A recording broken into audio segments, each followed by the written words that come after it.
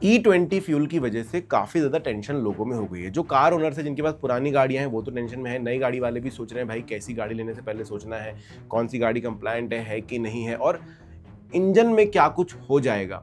देखो मेरे भी कुछ 7-8 सिंपल से क्वेश्चन थे जो आम तौर पर एक कार ओनर या बाइक ओनर के होने चाहिए, जिसका आंसर मैं खोजने निकला और आपके साथ भी वो शेयर करूंगा। नॉर्मल क्वेश्चन जो है आपको यहाँ पर लिस्ट में मैं दिखा दूंगा, अगर आपकी भी वो क्वेश्चन है तो आंसर के लिए आप वीडियो को लास्ट तक जरूर देखिए।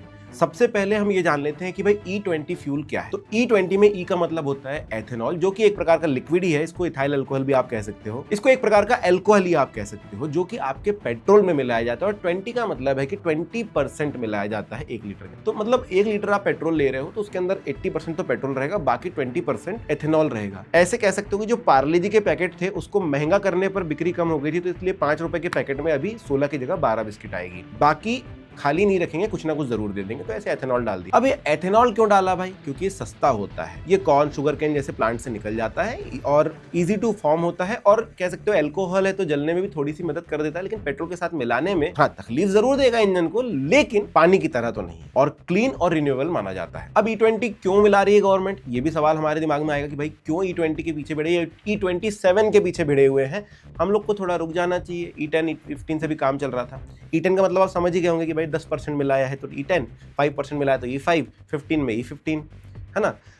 अब E27 में 27% हो जाएगा। बट गवर्नमेंट क्यों भिड़ी हुई इसके पीछे? क्योंकि हमको ऑयल इंपोर्ट्स कम करने हैं। अभी आपने थोड़े दिनों पहले न्यूज़ सुनी होगी कि हम यहाँ से ले रहे हैं तो वो वाला परेशान हो गया है दोस्त अपना, तो परेशानी तो बढ़ेगी ना। तो हमको ऑयल इंपोर्ट्स कम करने, तो हमने बोला कि ऐसा एक फ्यूल बनाते हैं, ऐसा एक लिक्विड बनाते हैं जिससे गाड़ियां चल भी सके और तकलीफ भी कम। अब आप बोलोगे कि फिर 20% ही क्यों मिला रहे, इंपोर्ट करवाना बंद ही करना है तो फिर एथेनॉल पूरा ही चला लो। तो यार गाड़ी की प्राइसेस ना बढ़ जाएंगे, वो इंजन में इतने मॉडिफिकेशंस लगेंगे ना कि मे बी जो गाड़ी आप अगले 10 साल तक यूज करोगे पूरा पेट्रोल का खर्चा इकट्ठा देना पड़ेगा। क्या एथेनॉल तो बड़ी चीज है, अलग चीज है, उसके भी ऊपर काम करेंगे, धीरे धीरे बढ़ाते हैं, आगे बढ़ेंगे। अभी 20 में हमको इतनी प्रॉब्लम हो रही है। अभी तो E20 का हमको टेंशन है, 2026 अक्टूबर से कहा जा रहा है कि 27 आ जाएगा, तब क्या होगा वो भी मैं वीडियो के अंत में आपको बताऊंगा। पर अभी फिलहाल हम चलते हैं अगले क्वेश्चन पर कि किसको चिंता करनी चाहिए। तो देखो यार, BS6 फेज 2 जब आया था उसके बाद सारी गाड़ियों को E20 कंप्लायंट बनाया गया था, है ना।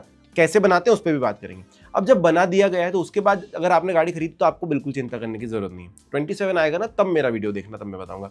पर फिलहाल चिंता करने की जरूरत नहीं। उससे पहले जिन्होंने गाड़ी खरीदी है उसमें भी काफी कंपनीज पहले से ही सजग थी, जैसे कि होंडा 2009 से उन्होंने E20 कंप्लायंट गाड़ी बना रखी है। मतलब अभी भी अगर आपके पास मान के चलो होंडा सिटी है, या फिर आप अमेज चला रहे हो, या फिर आप चला रहे हो जैज जो शायद अब बंद भी हो गई, तो भी आपके इंजन में प्रॉब्लम नहीं आने वाली। लेकिन अगर BS6 फेज 2 के पहले की गाड़ी है तो हाँ सोचने वाली बात है कि क्या कुछ करना पड़ेगा आपको ताकि आपकी गाड़ी खराब ना हो। अगर बात करें कि गवर्नमेंट क्यों इतना पुश कर रही है, तो एक मैं बोल दिया कि भाई ऑयल इंपोर्ट्स कम करने, दूसरी एक और चीज होती है, डिपेंडेंसी तो कम हो जाएगी, दूसरी एक और चीज कि भाई हमको ग्लोबल स्टैंडर्ड में खड़े रहना है, जिसके लिए हमें क्लीनर फ्यूल की तरफ जाना होगा। पेट्रोल से एमिशन होता है, डीजल तो हम बंद ही करने वाले हैं, सीधा बोल रहे हैं, पेट्रोल बंद नहीं कर सकते, तो हम उसमें एथेनॉल मिला के उसको इतना क्लीन बनाने की कोशिश करेंगे कि जो एमिशन हो उससे एनवायरनमेंट को ज्यादा इफेक्ट ना पड़े। और हाँ, इससे एक फायदा ये भी है कि डोमेस्टिक एग्रीकल्चर में काफी ज्यादा सहायता मिलती है। जो किसान है जो शुगर केन उगाते हैं या फिर कॉर्न उगाते हैं, उन लोगों को भी थोड़ा सा फायदा होगा। अब आपने ये तो समझ लिया E20 क्या है, क्यों हम जबरदस्ती उसको लगाए जा रहे हैं और कौन सी गाड़ी में चिंता करना है। लेकिन अगर आपकी गाड़ी E20 रेडी नहीं है, मतलब BS6 फेज 2 के बाद वाली नहीं है, फिर होंडा नहीं है,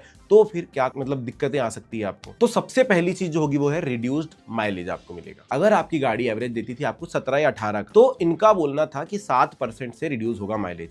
बट ध्यान रहे, जब गवर्नमेंट कोई चीज बताती है ना कि बोले हमने ARAI रेंज दे दी, 22 किलोमीटर की गाड़ी चलेगी, चलती तो 17-18 ही है। वैसे ही यहां पर भी फर्क पड़ेगा, और कुछ वीडियोस मैंने भी देखे जहां पर लोग बोल रहे हैं कि 26 से 27% तक एवरेज गिरा है।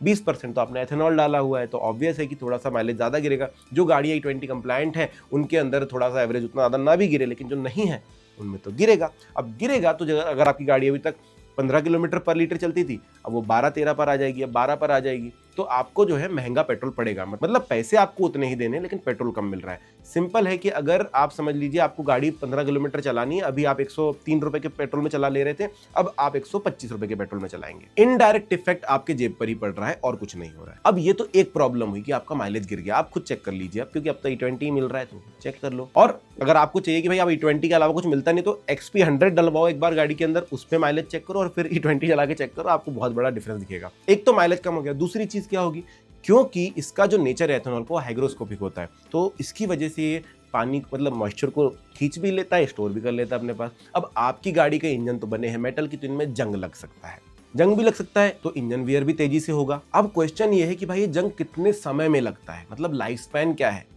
वो हम आगे बात करेंगे। लेकिन अभी आप क्या कर सकते हो वो मैं बताता हूँ। सिंपल है, मेंटेनेंस अच्छे से रखो।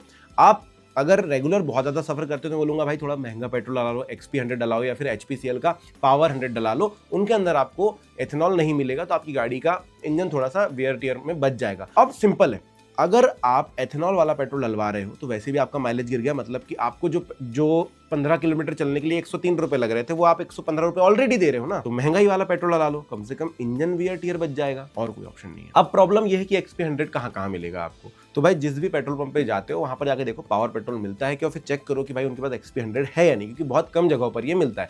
मे भी आने वाले समय में, क्योंकि जिस देशों से हम ये सब चीजें ले रहे हैं मतलब वहां पर होता है कि भाई E5 पेट्रोल भी मिल रहा है, E15 भी मिल रहा है, A20 भी मिल रहा है, लेकिन हमारे यहाँ पर सारे E20 बता भी नहीं रहे हैं, तो आपको XP100 ढूंढना पड़ेगा, पावर 100 ढूंढना पड़ेगा।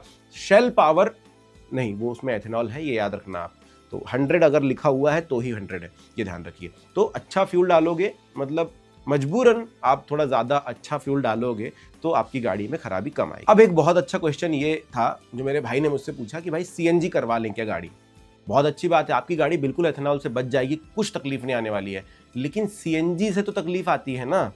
मतलब आप गाड़ी CNG करवाओगे या CNG आपकी गाड़ी खरीदोगे, इनिशियल आपने कॉस्ट बहुत ज़्यादा दी, इसके बाद तो आप एक प्रॉब्लम से बचने के चक्कर में दूसरी प्रॉब्लम पर कूद रहे हो, ऐसा हो सकता है। CNG के मेंटेनेंस अलग खर्चे कराते हैं, बूट स्पेस आपका चला जाता है, कॉस्ट बचती है, ये जरूर है, क्योंकि मैंने वीडियो बनाया, जाकर देखो CNG पेट्रोल EV के कौन सी सस्ती पड़ती है, मतलब EV से भी सस्ती पड़ जाती है आपको CNG एक समय के बाद, तो वो भी वीडियो देख लेना। पर हाँ, यहाँ मुद्दा ये है कि आप पेट्रोल खराब हो रहा है उससे बचने के लिए CNG पर शिफ्ट करना एक ऑप्शन हो सकता है, बट प्रैक्टिकल ऑप्शन है नहीं। अब बात करते हैं कि जो जंग लगना शुरू होगा E20 की वजह से आपकी गाड़ी में, वो आज से कितने समय में आपके इंजन को पूरी तरीके से नष्ट कर देगा। तो सिंपल सी बात है भाई, लगभग 4 से 6 साल लगेंगे इस चीज को करने के लिए। अब अगर आपकी गाड़ी ऑलरेडी 13 साल या 11 साल की हो गई है तो मेरे ख्याल से आपको ज़्यादा सोचने की जरूरत नहीं है, क्योंकि और 4-5 साल में आपकी गाड़ी वैसे भी स्क्रैप होने वाली है, स्क्रैप पॉलिसीज गवर्नमेंट ने ला दी हैं। हाँ, अभी भी कुछ लोग 5 साल का और लेकर के चला रहे हैं, बट आई थिंक लॉस होता है आपको थोड़ा बहुत, लेकिन स्क्रैप पॉलिसी में आपको RT टैक्स वगैरह बच जाते हैं, जिसकी वजह से आप नई गाड़ी के ऊपर थोड़ा इन्वेस्ट कर सकते हैं।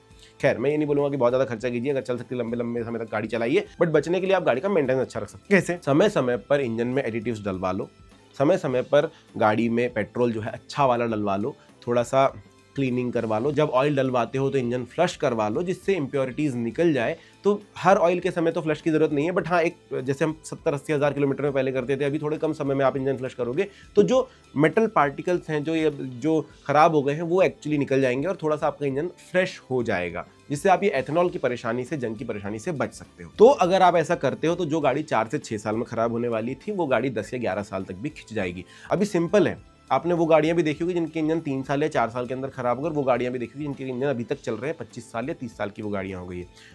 मेंटेनेंस जितना अच्छा करोगे काम हो जाएगा, और गवर्नमेंट जब कोई चीज़ लेकर आ रही है तो वो पहले से उस चीज़ के लिए तैयारी करती है। जैसे हमने 2023 में ही कर दिया था कि भाई E20 कंप्लायंट सारी गाड़ियां होनी चाहिए। अब उससे पुरानी जो गाड़ियां उनमें थोड़ी बहुत प्रॉब्लम आएगी, लेकिन जितना हम डर रहे हैं उतनी प्रॉब्लम नहीं आएगी, ये हमें समझने की जरूरत है। अब एक क्वेश्चन आता है कि अगले साल अक्टूबर तक तो मतलब E27 की बात कर रहे हैं, तो देखो यार, 3 चीजें हो सकती है। पहला कि पेट्रोल पंप्स पे वो पंप लगेंगे कि E20 पेट्रोल ये वाला है, E27 ये वाला है, आप अपने हिसाब से डलवा लो, थोड़ा सस्ता या महंगा पड़ सकता है। दूसरी चीज हो सकती है कि आपकी गाड़ी में वो मॉडिफिकेशंस दिए जा सके। देखो, जब तक E20 नहीं था ना तब तक गाड़ियों में ज्यादा चीजें नहीं थी, लेकिन E20 कंप्लायंट बनाने के लिए क्या करती है कंपनियां गाड़ी के अंदर, गाड़ी के ECU को उस तरीके से ट्यून किया जाता है कि एयर फ्यूल मिक्सचर बराबर हो सके, क्योंकि अभी फ्यूल में जो है पेट्रोल की मात्रा कम है, तो उसको बर्न करने के लिए एयर उसका रेशो प्रॉपर होना चाहिए, तो ECU ट्यून होता है।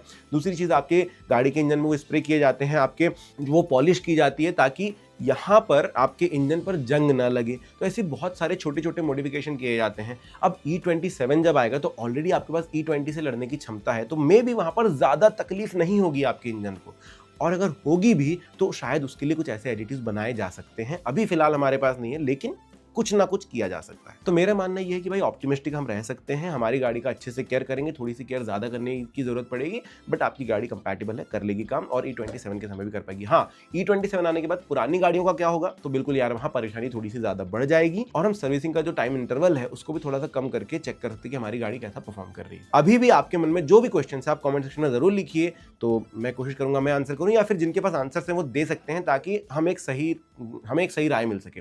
वीडियो अच्छा लगा तो लाइक सब्सक्राइब जरूर कर देना। Thank you.